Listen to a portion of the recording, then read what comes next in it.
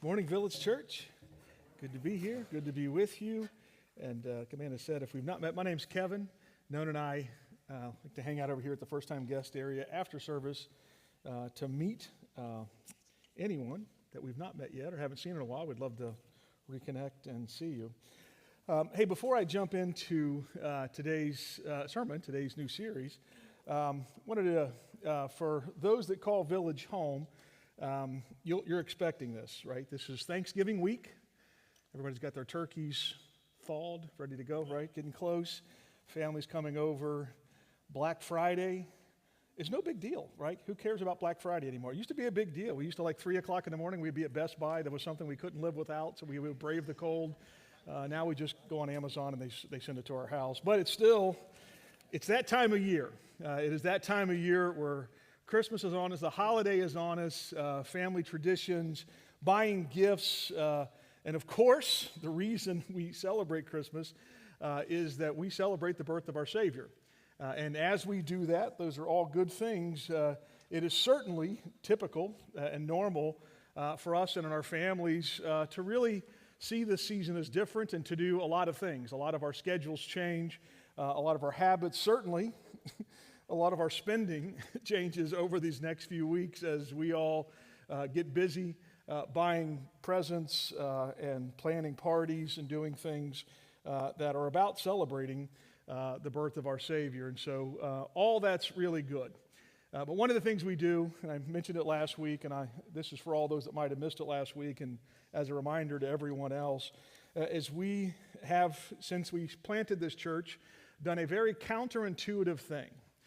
And that is, in the middle of all of the chaos, the fun, the busyness, the expense of Christmas, is we believe it's a terrific time to lean into that and say, what about next year?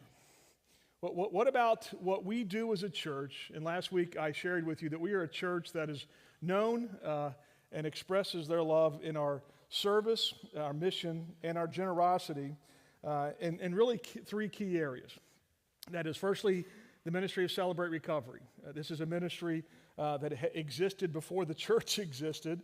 If you come here on Wednesday nights, there's a crowd just like this that's here, and folks working through their hurts, their habits, their hang-ups, any addictions that might be experiencing in their life. And it is a ministry of freedom that is at the center of who we are as a church. Many of you serve in that ministry. Many of you found this church because of that ministry. And it's critical to who we are. And so that was one of our major expressions of work and service for the following year. The other, of course, is Joshua's Place.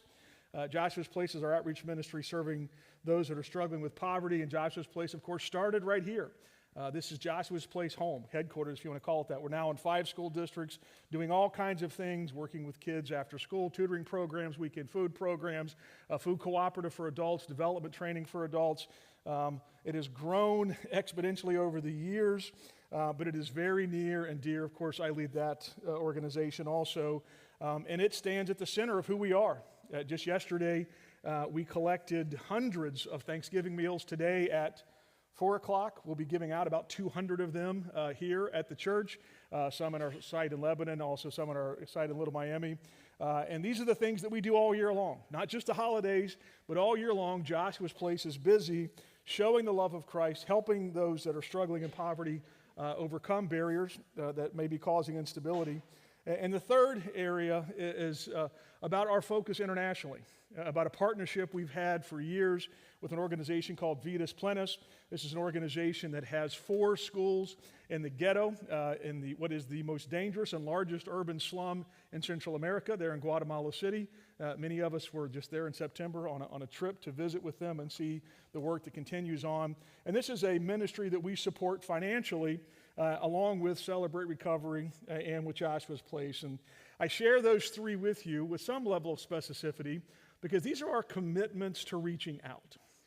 The church exists for the lifting up and the support and encouragement of the believers, and if it's a healthy church, it's reaching out. And when we reach out, we got to put our money where our mouth is. Somebody's got to buy the pizza at Celebrate Recovery. Somebody's got to pay for the curriculum. Somebody's got to provide those weekend food meals that we pack here once a month for Joshua's Place. Somebody has to buy those shoes for those kids in La Limonada, and that's you guys. You guys have done it year in and year out through what we call our Christmas offering. And so in your bulletin today, you should have gotten a brochure that looks a lot like this. I won't go through the entirety of it, but I do want to mention it because I'll keep mentioning it because this is such a big deal for us. What we do here, there's a spiritual principle I talked about last week on giving that I believe is both individual and I believe it's organizational. And it comes from Paul's teachings in 2 Corinthians 9 about the source and motivation of giving and how it is that those who sow generously reap generously. I think as a church, we've seen that principle manifest. We have sown generously into the lives of those people that I just talked about in those three organizations. And in God's provision, He continues to provide. Frankly, I'll just tell you with some level of specifics, way outside of what our capacity ought to be. Our ability to impact and serve those that we're serving through those three organizations is way beyond a church our size, but I believe that spiritual principle of sowing and reaping is at work, and I believe this too. I believe what the writer of Proverbs tells us, that those that are kind to the poor lend to the Lord, and He'll reward them for what they've done. God cares deeply about those that are hurting. He cares deeply about those that are marginalized.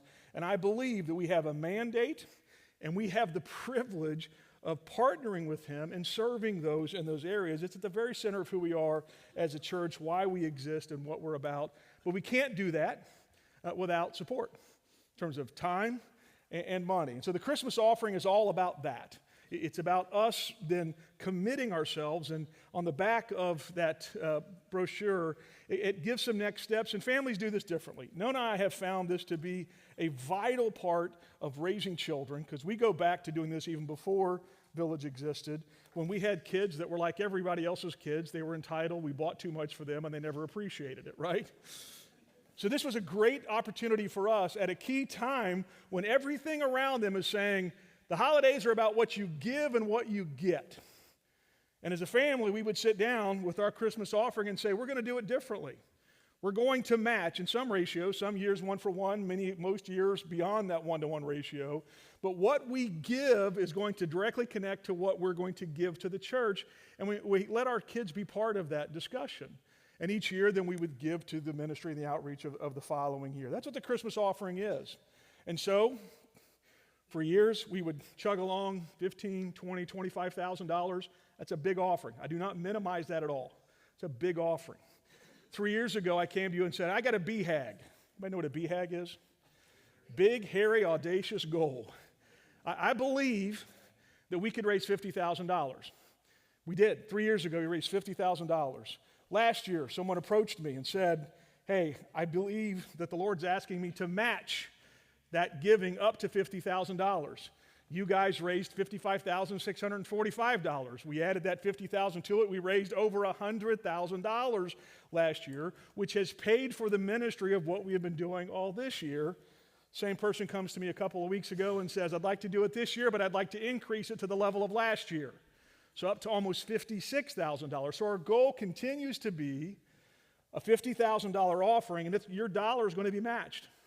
This generous person is going to match, and so your generosity meets the multiplication of the kingdom. We're all going to sow seeds in it, and I believe God's going to do what He does for us every Christmas, is that in a multiplicity of benefits and a multiplicity of blessings, He's going to fund the ministry that He wants us to do next year, and you get to be blessed because you get to be part of it. And so for these next few weeks, we're going to take up that offering on December 15th, and I encourage you now to be praying about it, to be considering. Last year we had almost 75 families that gave to the Christmas offering. We're hoping if you did it last year, you'll do it again this year. I heard stories. Here's a unique thing that happens at Christmas sometimes. Many folks that have attended the village but maybe didn't participate financially, that's okay. You find that place in your journey when God moves you to that place. They would start at the Christmas offering. The Christmas offering was their first toe in the water to giving and to generosity, and I've heard multiple stories from them about how then God would show up and how God would then bless them as a result of that. And if you're around here long, you know I'm not a prosperity preacher.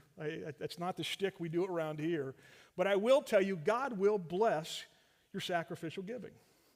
I've seen it in my life. I've seen it in the life of those around us. And I believe the Christmas offering is a great opportunity for us to do that. And it's going to bless other people. It's going to show the love of Christ to those of all those organizations I just talked about. And so, for the next few weeks, we've got 4 weeks until we take up that offering. We'll do it at ministry time that day. I think that's appropriate because I believe that giving is a ministry.